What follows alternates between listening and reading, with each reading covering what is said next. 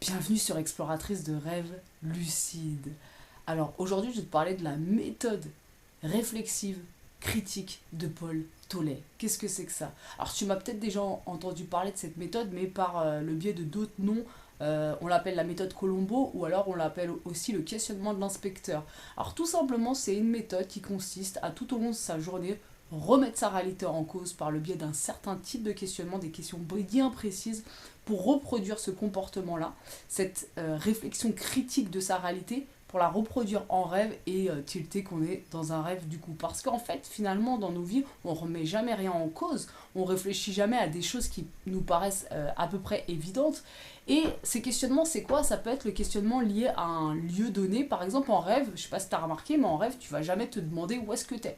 Rarement. Tu vas te demander dans quelle ville je suis, où est-ce que je suis actuellement.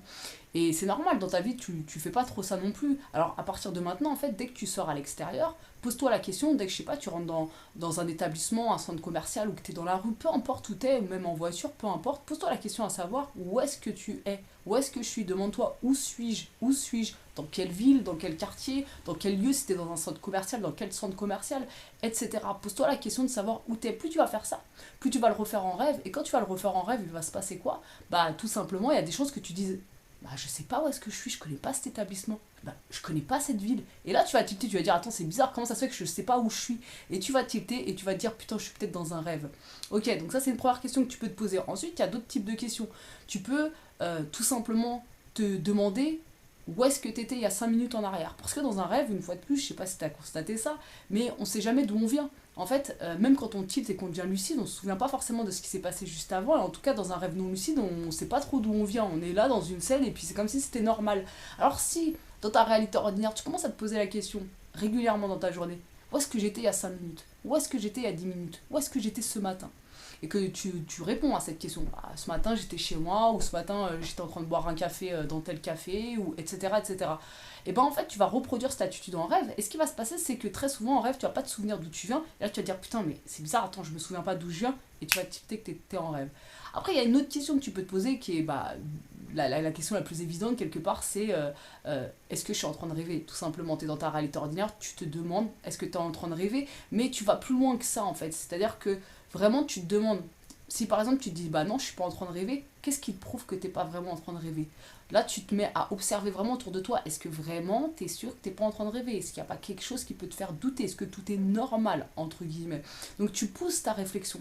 Là, cette méthode-là, elle consiste vraiment par le biais d'un questionnement critique, une remise en cause de sa réalité permanente, à savoir est-ce que tu es dans un rêve ou dans ta réalité. Donc c'est une méthode qui est hyper efficace évidemment parce que je te rappelle un truc, c'est que en rêve, tu agis exactement de la même façon que dans ta réalité ordinaire. Tu agis comme dans ta vie.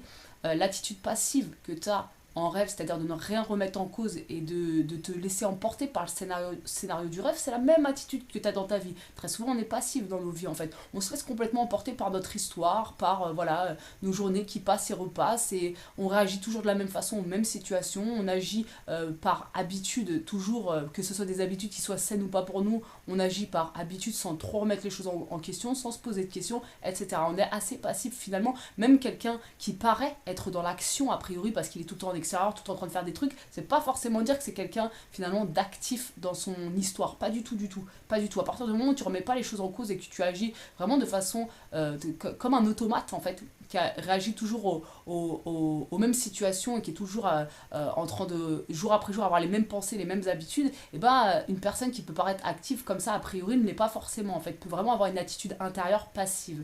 Donc, et quelqu'un qui, au contraire, elle peut paraître en extérieur passif dans sa vie, peut être au contraire très actif intérieurement parce que ça peut être quelqu'un qui s'observe beaucoup, qui change ses habitudes régulièrement, qui remet en cause sa réalité, qui tente de faire exploser ses croyances limitantes qui ne lui servent pas, etc. etc.